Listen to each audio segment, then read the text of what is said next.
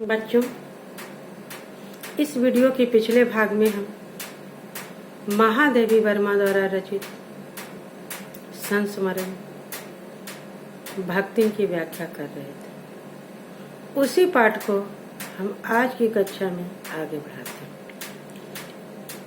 भक्ति अच्छी है यह कहना थोड़ा मुश्किल होगा क्योंकि उसमें दुर्गुणों का अभाव है। लेखिका के लिए यह कहना कि भक्ति सही है, अच्छी है, थोड़ा मुश्किल है क्योंकि इसमें खराब गुणों का अभाव नहीं। वह सत्यवादी हरिश्चंद्र तो नहीं बन सकती, नरो बा कुंजरो बा कहने में विश्वास नहीं रखती। एक तरफ तो वो सच्ची नहीं है, सच बात नहीं कर सकती, सत्यवादी हरिश्चंद्र नहीं बन सकती, लेकिन दूसरी बात ये भी है कि वह नरो बा कुंजरो बा जैसा छल करने में विश्वास नहीं रखती। नरो बा कुंजरो बा की कथा महाभारत काल की है। जब कौरवों की सेना पांडवों पर भारी पड़ रही थी तब अश्वत्थामा नाम का एक हाथी मारा गया। सुयोग से कौरवों और पांडवों के गुरु द्रोणाचार्य के पुत्र का नाम भी अश्वत्थामा ही था। श्री कृष्ण ने छल करते हुए सत्यवादी युधिष्ठिर के मुंह से यह कहलवा दिया, अश्वत्थामा हतो, यानी अश्वत्थामा मारा गया। नरोबा कुंजरोबा, नर की हाथी कह नहीं सकता, लेकिन जब युधिष्ठिर ने नरोबा कुंजरोबा कहा तो श्री कृष्ण ने उसी समय शंख फूंक दिया, जिससे युधिष्ठिर की वह आवाज दब गई। गुरु द्रोणाचार्य ने सोचा कि मेरा पुत्र अश्वत्थामा मारा गया, इसलिए वह उनके वियोग में विहल होकर रोने लगे और वहीं युद्ध भूमि में बैठ गए, जिसके कारण कौरवों की सेना पीछे हटना पड़ा। तो श्री कृष्ण ने महाभारत के युद्ध के मैदान में जो छल किया था उस प्रकार के छल करने में भी भक्ति विश्वास नहीं रखते थे। मेरे इधर उधर पड़े रुपये पैसे भंडार घर में रखी मटकी में कैसे पहुंच जाते हैं, यह रहस्य भी भक्ति ही जानती। यानी कि महादेवी वर्मा जो रुपये पैसे अगर गलती से इधर उधर रख देती थी उसे भक्ति चोरी करके अपने मटके में डाल देती, लेकिन उस संबंध में किसी के इशारा भर करते हुए उसे शास्त्रार्थ करने के लिए सीधी चुनौती दे डालती। शास्त्रार्थ मतलब बाकी युद्ध बहस, जिसको स्वीकार करना किसी तर्क शिरोमणि मतलब तर्क करने में जो श्रेष्ठ हो के लिए भी संभव नहीं था। यह उसका अपना घर है, इस तरह का वह तर्क देती थी। इसलिए रुपया पैसा जो भी इधर उधर पड़ा देखा संभाल कर रख दिया। यह क्या कोई चोरी है? उसके जीवन का परम कर्तव्य मुझे खुश रखना। जिस बात से मुझे गुस्सा आ सकता है इसे इधर उधर करके बताना क्या झूठ बोलना? इतनी चोरी और इतना झूठ तो धर्मराज में भी होगा, नहीं तो भगवान को कैसे प्रश्न रख पाते तथा संसार कैसे चला सकते? इस तरह के तर्क भक्ति दिया करती थी अपने गलत कार्यों के पर पर्दा डालने के लिए। शास्त्र का प्रश्न भी भक्ति अपने सुविधा अनुसार सुलझा लेती। शास्त्र का मतलब धर्म का। मुझे स्त्रियों का सर घुटाना कतई अच्छा नहीं लगता। हम सभी को मालूम है कि भक्ति अपने केस को मुड़वाकर रखती थी, जो कि महादेवी वर्मा को अच्छा नहीं लगता था। इसलिए मैंने भक्तिन को रोका। उसने अकुंठित भाव से उत्तर दिया, मतलब उसने जो उत्तर दिया उसमें कुंठा का रोष का कोई भाव नहीं था। बहुत ही सहज स्वर में उसने उत्तर दिया कि शास्त्र में लिखा। कुतूहल बस मैंने पूछ ही लिया क्या लिखा है। कुतूहल बस मतलब जिज्ञासा बस। उसने तुरंत उत्तर दिया, तीरथ गया मुड़ाए से, यानी तीरथ सर का मुड़ाना तीरथ जाने के बराबर। कौन से शास्त्र में यह रहस्यमय सूत्र लिखा है यह जान लेना मेरे लिए असंभव था। किस शास्त्र में यह रहस्यमय सूत्र लिखा हुआ है यह जान लेना किसके लिए असंभव था? महादेवी वर्मा के लिए।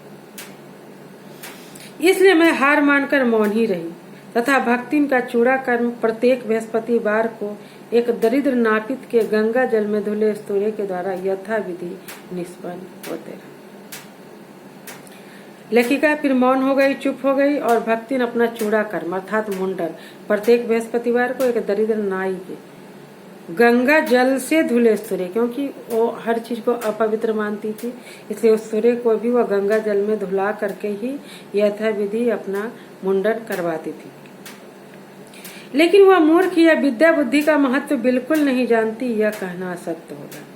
यानी वह मूर्ख है या विद्या बुद्धि का महत्व नहीं जानती, ऐसा कहना गलत होगा, झूठ होगा, असत्य होगा, क्योंकि उसमें व्यवहारिक बुद्धि बहुत ज्यादा थी। अपने विद्या और ज्ञान के अभाव को वह मेरी पढ़ाई लिखाई पर अभिमान करके पूरा कर लेती। एक बार मैंने सभी काम करने वाले से अंगूठे के निशान के बजाय हस्ताक्षर लेने का नियम बनाया। लेखिका अपने सेवकों, अपने नौकरों को जब भी पगार देती थी तो अंगूठे से उनके अंगूठे का निशान जरूर लेती थी। लेकिन उन्होंने, चूंकि वह साक्षर थी, बहुत ज्यादा पढ़ी लिखी थी, कॉलेज में प्राध्यापिका थी, तो उसने यह नियम बनाया सबको शिक्षित करने के उद्देश्य से कि सबको अंगूठे की जगह हस्ताक्षर करने होंगे।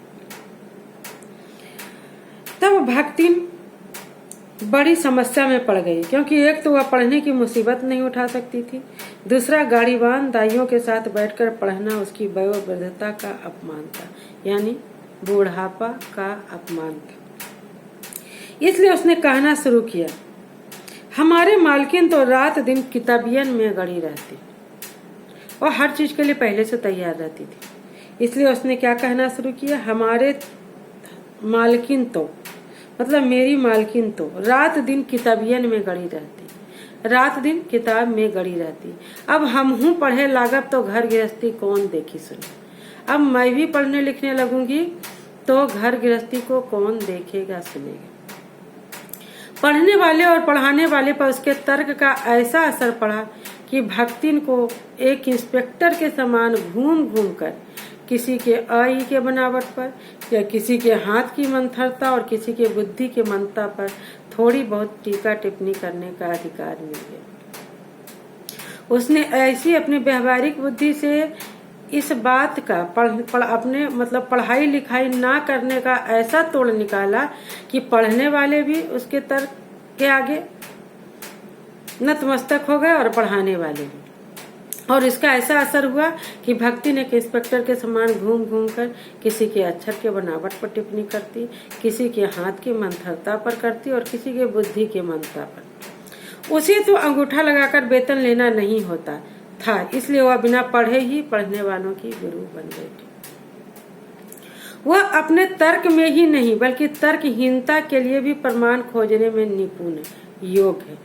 तर्क के लिए ही नहीं, तर्कहीनता के लिए भी वह कहीं न कहीं प्रमाण खोज लेती है और उसमें वह निपुण है, योग्य है। खुद को महत्व देने के लिए वह अपनी मालकिन को असाधारण बना देती, लेकिन इसके लिए प्रमाणों की खोज आवश्यक हो जाती है।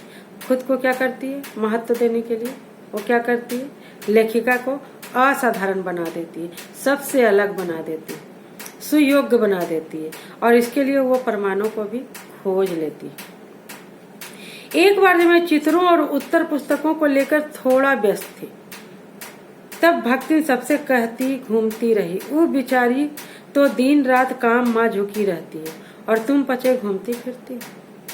वह बेचारी तो दिन रात काम में लगी रहती है, झुकी रहती है और तुम लोग घूमते फिरते रहती। चली तनिक थोड़ा हाथ बटाओ ले, चलो थोड़ा उनका हाथ बटा दो। सब लोग ऐसा जानते थे कि मेरे ऐसे कामों में हाथ बटाया नहीं जा सकता, इसलिए उन्होंने अपनी असमर्थता प्रकट की। सभी जानते थे, क्योंकि पढ़ाई लिखाई उनके बस की बाहर की बात थी, इसलिए ऐसे कामों में वह लेखिका की कोई मदद नहीं कर सकती थी, इसलिए उन्होंने अपने हाथ उठा लिए, अपनी असमर्थता जाहिर की और भक्ति से अपना पीछा छुड़ाया। बस इसी प्रमाण के आधार पर उसकी सारी अतिशयोक्तियां मतलब आवश्यकता से अधिक किसी बात को कहना ही अतिशयोक्ति है, अमर बेल की तरह फैलने लगी। उसकी मालकिन जैसा काम तो कोई जानता ही नहीं, इसलिए तो बुलाने पर भी कोई हाथ बटाने की हिम्मत नहीं कर पाता। पाठ का शेष अंश की व्याख्या इस वीडियो के अगले भाग में होगी।